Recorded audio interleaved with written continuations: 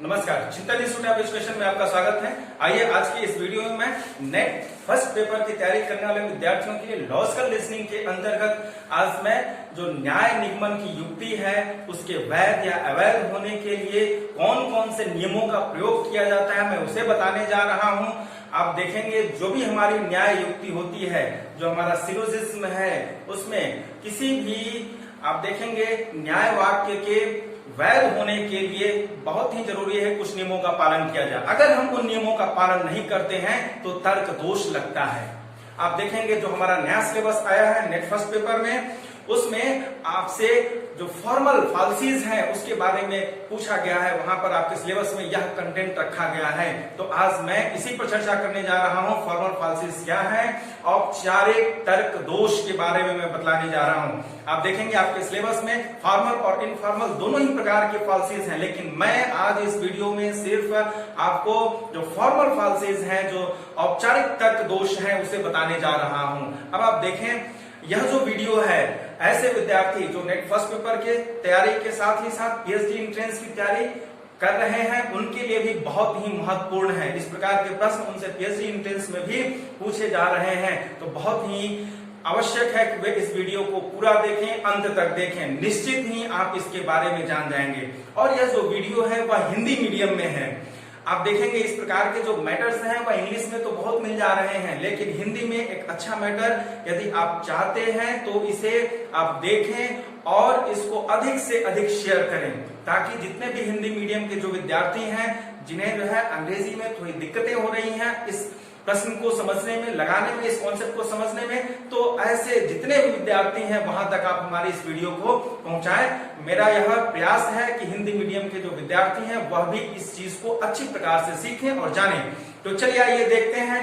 देखिए जो वैधता का नियम और तर्क दोष है उसमें आप देखें किसी भी न्याय वाक्य के वैध होने के लिए यह आवश्यक है कि नियमों का पालन किया जाए। किसी भी न्याय वाक्य के वैध होने के लिए कुछ नियमों को बनाया गया है। जो हमारे विद्वान हैं जिन्होंने इस पर वर्क किया है उन लोगों ने 6 नियमों को बताया है। इन 6 नियमों को अगर हम न्याय वाक्य में पालन करेंगे, इनका प्रयोग करते हैं, तो आप देखेंगे कि हमारा जो भी निष्कर्ष आता है वो वैध होता है और वह जो हमारा पूरा न्याय वाक्य होता है वो वैध न्याय वाक्य होता है। तो आइए देखते हैं कौन कौन से 6 नियम हैं जिसका पालन नहीं करने पर तर्क दोष लगता है और कौन कौन से तर्क दोष हैं। 6 नियम कौन कौन से हैं तो आप देखें। सबसे पहले यहाँ पर किसी भी न्याय वाक्य के वैध होने के लिए यहाँ पर मैंने 6 नियम लिख रखे हैं। इन सभी 6 नियमों का पालन करना बहुत ही आवश्यक है। अगर हम इन नियमों का पालन नहीं करते हैं तो न्याय वाक्य में तर्क दोष आता है। देखिए पहला नियम क्या कहता है कि किसी भी न्याय वाक्य को वैध होने के लिए यह आवश्यक है कि उसमें केवल 3 पद हों तथा प्रत्येक पद का प्रयोग समान अर्थों में हुआ हो। तो आप देख सकते हैं जो भी हमारा न्याय वाक्य आता है, आप देखेंगे हमारी पिछली वीडियो में कि आप ध्यान से देखे हों तो आपको पता होगा कि किसी भी न्याय वाक्य में 3 पद होते हैं। मैं बता देता हूं कौन कौन से हैं। एक मुख्य पद है, दूसरा अमुख्य पद और तीसरा मध्यम पद होता है। और ये सभी पद न्याय वाक्य में 2-2 बार आए हुए होते हैं। तो आप देखेंगे जो हमारा पहला नियम है कह रहा है कि किसी भी न्याय वाक्य को अगर वैध होना है तो उसमें केवल 3 ही पद होने चाहिए। अगर 3 के अतिरिक्त 1 या 2 और आ गया तो उसमें चतुष्पद दोष लग जाता है, यानी 3 से अधिक पद आए हुए हैं। अगर 3 से अधिक पद किसी न्याय वाक्य में आता है तो उससे वैध निष्कर्ष नहीं निकाला जा सकता है। तो आप देखें यह जो हमारा पहला नियम है, अगर इस पहले नियम का उल्लंघन होगा तो 2 तर्क दोष यहाँ पर लगता है। जब हम यह देखते हैं कि उसमें पहली बात कही गई है कि केवल 3 पद होने चाहिए, अगर 3 से अधिक पद आ गए इसका उल्लंघन किया गया तो वहां पर चतुष्पद दोष लगता है। आप देखेंगे यह दोष लगता है, चतुष्पद दोष लगता है, यानी कि उस न्याय वाक्य में 3 नहीं बल्कि 3 से अधिक पद आए हुए हैं और इससे कोई भी वैध निष्कर्ष नहीं निकलेगा। तो इसका उल्लंघन होने पर चतुष्पद दोष लगा। दूसरी बात कही गई है कि जो भी पद आए हुए हैं प्रत्येक पद समान अर्थ में आना चाहिए। ऐसा नहीं है कि एक आधार वाक्य में जो पद आया हुआ है वह जब निष्कर्ष में आए या मध्यम पद दोनों ही आधार वाक्यों में आते हैं तो आप देखेंगे आए तो 2 जगह है, शब्द एक ही है, पद एक ही है लेकिन उनका अर्थ अलग अलग हो जाता है। मैं अभी एग्जाम्पल से आपको समझाता हूं। तो जब इस प्रकार का अगर समस्या आती है, इस नियम का जब उल्लंघन होता है तो अनेकार्थक दोष लगता है, यानी कि एक ही पद का एक से अधिक अर्थ। तो जब एक से अधिक अर्थ निकलेगा तो भी हम उस न्याय वाक्य में कोई वैध निष्कर्ष नहीं निकाल सकते हैं। चलिए इसका उदाहरण चलिए मैं देता हूं। जैसे मैं कहता हूं कि सभी बुक कंप्यूटर हैं, फिर मैं कह रहा हूं कि सभी पेन पेंसिल हैं। अब इसके बाद आप देखेंगे अगर हम इससे कोई भी निष्कर्ष निकालना चाहें, देखिए एक यहाँ पर बुक, एक पद बुक है, दूसरा पद क्या है कंप्यूटर है, और तीसरा पद पेन है, और फिर चौथा जो पद है वह क्या है पेंसिल है। तो यह जो हमारे दो आधार वाक्य आ रहे हैं, इन दोनों ही आधार वाक्यों में 4 पद आ गए, तो इससे कोई भी वैध निष्कर्ष नहीं निकाला जाता है। यही है चतुष्पद दोष। अब अनेकार्थक दोष की बात करते हैं। तो देखिए जैसे मैं कहता हूं कि सभी फूल लाल सुंदर हैं, सभी फूल क्या भाई सुंदर हैं। फिर मैं कहता हूं कि सभी सुंदर अध्यापक हैं,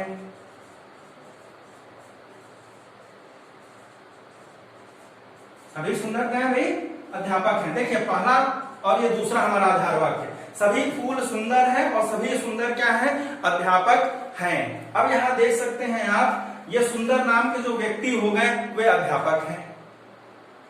हम इस प्रकार से अगर कहें तो अब ये क्या है, यहाँ पर सुंदर ये पद यहाँ भी है यहाँ भी है, पद तो एक ही है लेकिन दोनों का अर्थ दोनों आधार वाक्यों में अलग अलग लगाया जा रहा है। तो अगर इस प्रकार से किसी भी एक पद का एक से अधिक अर्थ में प्रयोग किया गया है न्याय वाक्य में, तो भी कोई वैध निष्कर्ष नहीं निकाला जा सकता है।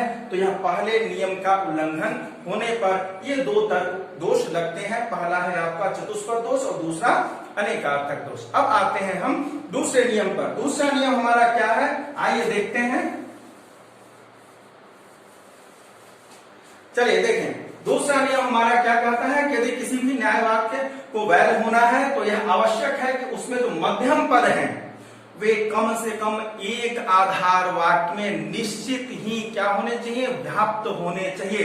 अपनी पिछली वीडियो में मैंने व्याप्ति और अव्याप्ति के संदर्भ में भी आप लोगों से बता दिया था कि कौन से तर्क वाक्य में या किसी भी तर्क वाक्य में कौन से पद व्याप्त होते हैं या अव्याप्त होते हैं। तो वह वीडियो यदि आप नहीं देखे हो तो हमारे डिस्क्रिप्शन बॉक्स में जाकर के व्याप्ति अव्याप्ति से संबंधित जो हमारा वीडियो है उसे आप ध्यान से देख लें, क्योंकि इसकी जानकारी बहुत ही आवश्यक है।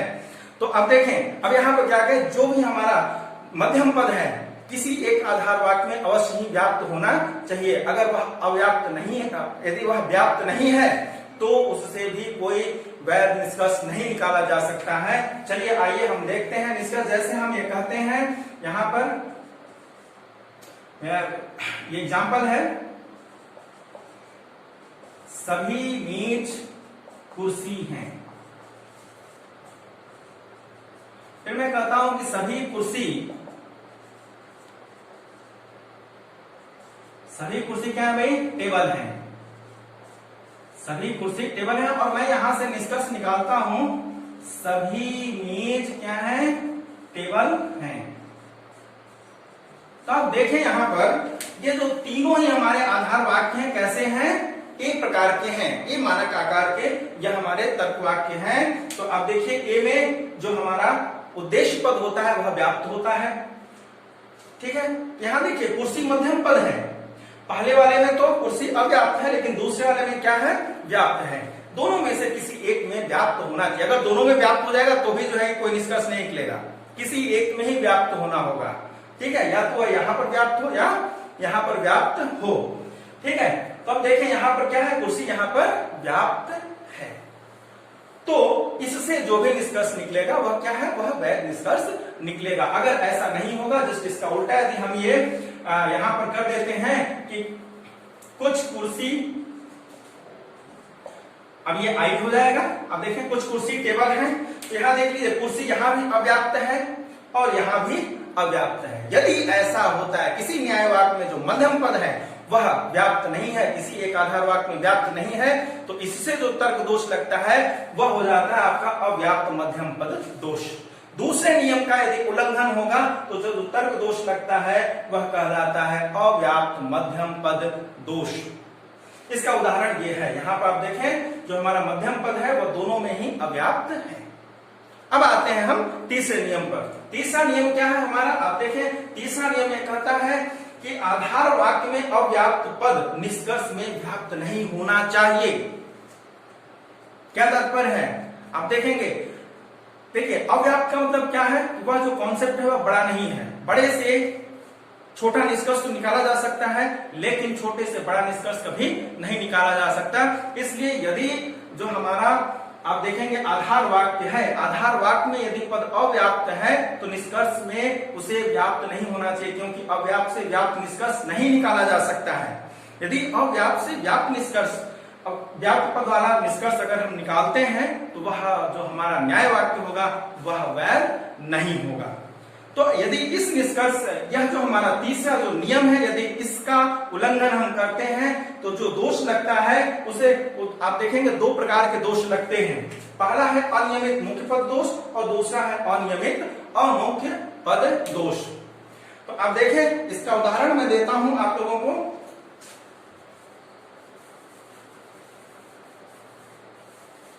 देखिए जैसे मैं कहता हूं कि सभी मेज कुर्सी हैं, फिर मैं कहता हूं कि सभी कुर्सी टेबल है, और मैं निष्कर्ष निकाल रहा हूं यहां पर सभी टेबल मेज हैं, सभी टेबल मेज हैं। तो आप देखिए यहां पर जो तीसरा नियम है कि जो हमारा यहाँ पर अव्याप्त है उसे यहाँ पर व्याप्त नहीं होना चाहिए। तो आप देखें यहाँ, आप देखिए यहाँ पर सभी कुर्सी टेबल है, टेबल यहाँ पर क्या है अव्याप्त है, लेकिन आप देखें यहाँ निष्कर्ष में टेबल क्या हो गया व्याप्त हो गया, टेबल क्या हो गया यहाँ पर व्याप्त हो गया। आप देख सकते हैं यहाँ पर सभी एक ही प्रकार के तर्क वाक्य हैं, और जो एक प्रकार के तर्क वाक्य होते हैं उसमें उद्देश्य पद हमारे क्या होते हैं व्याप्त होते हैं। यहाँ देखिए विधेय पद पर है टेबल और यहाँ उद्देश्य पद पर है, यहाँ अव्याप्त है और यहाँ व्याप्त है, तो कभी भी छोटे से बड़ा निष्कर्ष नहीं निकाला जा सकता है। तो इस प्रकार से अगर आता है तो यह आप देखेंगे अनियमित। अब यहाँ देखिए ये कहां पर है, यह जो टेबल है यहाँ पर अमुख्य पद में आया हुआ है, यह दूसरा अमुख्य पद है, इसलिए यह कौन सा होगा अनियमित अमुख्य पद दोष। इस एग्जाम्पल में अनियमित मुख्य पद दोष है। अगर यही यहां पर अगर हम एक ऐसा एग्जाम्पल लें जहां पर कि जो हमारा अव्याप्त पद हो वह मुख्य पद में हो और निष्कर्ष में आए, तो वह जो वहां पर उल्लंघन लगेगा वह लगेगा अनियमित मुख्य पद दोष। तो इस प्रकार से यह हमारा तीसरा नियम है जिसमें जो भी पद आधार वाक्य में अव्याप्त हो उनका निष्कर्षों में व्याप्त नहीं होना चाहिए। या दूसरे तरीके से हम यह भी कर सकते हैं कि निष्कर्ष में जो पद व्याप्त हो उन्हें आधार वाक्यों में भी क्या होना चाहिए व्याप्त होना चाहिए। अगर यहाँ व्याप्त है तो यहाँ भी व्याप्त हो। देखिए यहाँ पर व्याप्त है लेकिन यहाँ पर व्याप्त नहीं है, इसलिए यहाँ पर क्या है तर्क दोष है, और दो प्रकार के तर्क दोष लगते हैं, अनियमित मुख्य पद दोष और अनियमित अमुख्य पद। चौथा नियम देखते हैं हम लोग। चौथा नियम क्या कहता है कि यदि किसी भी न्याय वाक्य को वैध होना है तो यह आवश्यक है कि उसके जो दोनों ही आधार वाक्य है वह निषेधात्मक ना हो, नकारात्मक ना हो, निगेटिव जो हमारा प्रीमाइस होता है उससे निगेटिव नहीं होना चाहिए। दोनों ही आधार वाक्यों को निगेटिव नहीं होना चाहिए। अगर किसी न्याय वाक्य के दोनों ही आधार वाक्य नकारात्मक है, निषेधात्मक है, तो उससे कोई भी वैध निष्कर्ष नहीं निकाला जा सकता है। और यदि ऐसा किसी न्याय वाक्य में इसका उल्लंघन किया जाए, इसका उल्लंघन हो, तो आप देखेंगे निषेधात्मक आधार वाक्यों का तर्क दोष लगता है। आप ये देखें हमारा जो नेक्स्ट जो तर्क दोष है वह क्या है, निषेधात्मक आधार वाक्य तर्क दोष। ठीक है, कब लगता है चौथा नियम के उल्लंघन होने पर। जो चौथा नियम है वो कहता है दोनों आधार वाक्य निषेधात्मक नहीं होने चाहिए, इसके उल्लंघन होने पर निषेधात्मक आधार वाक्य तर्क दोष लगेगा। उदाहरण मैं देता हूं, जैसे मैं कहता हूं कि कोई मेज कुर्सी नहीं है, फिर मैं कहता हूं कि कोई कुर्सी टेबल नहीं है। आप देखें यहां पर दोनों ही क्या है, कोई मेज कुर्सी नहीं और कोई कुर्सी मेज नहीं है, ये दोनों ही क्या है, नकारात्मक आधार वाक्य हैं। तो इन नकारात्मक आधार वाक्यों से, निषेधात्मक आधार वाक्यों से कोई भी वैध निष्कर्ष नहीं निकाला जा सकता है। अगर हम ऐसा करते हैं, यहां से कोई एक निष्कर्ष निकालते हैं, तो यहां पर निषेधात्मक आधार वाक्य तर्क दोष लगेगा। आइए अब हम चलते हैं, जो हमारा अगला नियम है वह क्या कहता है, किसी भी न्याय वाक्य को यदि वैध होना है तो यह आवश्यक है कि यदि उस न्याय वाक्य का कोई भी आधार वाक्य निषेधात्मक है, यदि कोई एक आधार वाक्य निषेधात्मक, दोनों तो निषेधात्मक हो नहीं सकते, लेकिन यदि कोई एक आधार वाक्य निषेधात्मक है तो निष्कर्ष भी कैसा निकलेगा, निषेधात्मक ही निकलेगा। किसी एक आधार वाक्य निषेधात्मक होने पर जो हमारा निष्कर्ष है वह भी निषेधात्मक ही आएगा। यदि इसका उल्लंघन किया जाए, इस नियम का उल्लंघन किया जाए तो कौन सा तर्क दोष लगता है, तो देखें, निषेधात्मक आधार वाक्य से सकारात्मक निष्कर्ष निकालने का तर्क दोष लगेगा। जैसे मैं ये कहूं कि कोई मेज कुर्सी नहीं है और सभी कुर्सी टेबल हैं। देखिए, एक नकारात्मक और दूसरा सकारात्मक है, और मैं यहां से यह कहता हूं कि सभी मेज टेबल हैं, सभी मेज टेबल हैं। आप देख सकते हैं एक नकारात्मक है और मैं निष्कर्ष निकाल रहा हूं सकारात्मक। तो यहां पर आप देखेंगे कि यह जो हमारा जो यह न्याय वाक्य है यह वैध नहीं है, क्योंकि यहाँ पर हम निषेधात्मक से सकारात्मक, निषेधात्मक आधार वाक्य से सकारात्मक निष्कर्ष ज्ञात किए हैं। ठीक है, तो यहाँ पर पांचवा जो नियम है यदि उसका हम उल्लंघन करते हैं तो निषेधात्मक आधार वाक्य से सकारात्मक निष्कर्ष निकालने का तर्क दोष लगता है।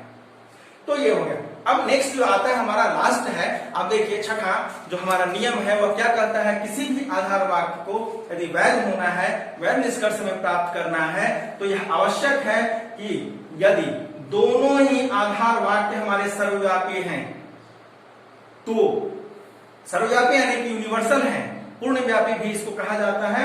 यदि किसी भी न्याय वाक्य के दोनों ही आधार वाक्य सर्वव्यापी हों तो निष्कर्ष कभी भी अंशव्यापी नहीं निकाला जा सकता है। यदि हम निष्कर्ष को अंशव्यापी में निकालते हैं तो वहां पर दोष लगता है, तर्क दोष लगता है। और कौन सा तर्क दोष लगता है, उसे हम कहते हैं सत्तात्मक दोष।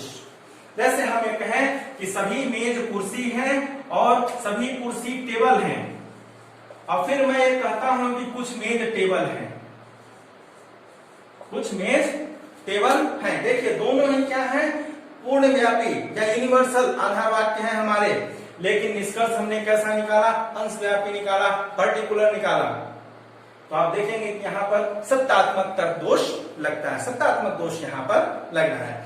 तो इस प्रकार से ये हमारे औपचारिक जो तर्क दोष थे उसे मैं यहाँ पर बताया। न्याय वाक्य के वैध होने के लिए 6 नियम हैं, उन 6 नियमों का पालन करना आवश्यक है। यदि हम उनका पालन नहीं करते हैं तो दोष लगता है। और कौन कौन से दोष लगते हैं इसको मैं एग्जाम्पल के साथ आप लोगों को समझाया, बताया। ध्यान से देखिएगा, एक बार इसे याद करने और समझने की आवश्यकता है। यदि आप इसे समझ लेते हैं तो इससे संबंधित जो भी प्रश्न आते हैं आप उनको आसानी से लगा लेंगे। और आप देखेंगे जो कथन और निष्कर्ष से संबंधित प्रश्न पूछे जाते हैं, वेन डायग्राम से तो लगाया ही जाता है, लेकिन अगर आप इन नियमों को ध्यान में रखते हैं तो उन प्रश्नों को आप आसानी से, कभी कभी कुछ ऐसे निष्कर्ष होते हैं इसमें कंफ्यूजन होता है, वेन डायग्राम से लगाने पर कुछ कंफ्यूजन होता है वे सत्य है या नहीं है। लेकिन अगर आप वेन डायग्राम के नियमों के साथ साथ इन नियमों को ध्यान में रखते हैं तो आप सही निष्कर्ष तक पहुंच सकते हैं।